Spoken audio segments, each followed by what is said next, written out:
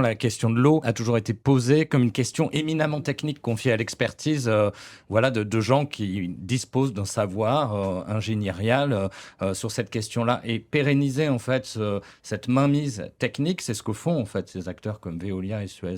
En creux, ce qu'on veut aussi poser comme question dans ce livre, c'est la question des usages de l'eau en fait. Face à une situation, un stress hydrique, des tensions sur la ressource, même une faillite hydrique à l'échelle mondiale, il nous semble évident de devoir poser la question des usages et de l'utilité sociale en fait de ces usages-là. Est-ce qu'il est utile aujourd'hui de prélever de l'eau, souvent d'ailleurs gratuitement, pour la mettre en bouteille et l'exporter à l'autre bout de l'Europe ou de la planète, comme le font les multinationales de l'eau en bouteille? C'était une dimension qui était totalement absente de la réponse politique formulée notamment par Emmanuel Macron, c'est-à-dire qu'il parlait d'une dizaine de projets dont il fallait questionner l'utilité, mais c'était vraiment extrêmement marginal, quoi. Tous ces accaparements, cette mainmise de ces acteurs-là sur la ressource ont des impacts et privent certains autres utilisateurs, usages. Ça comprend aussi les milieux, la bonne santé des milieux.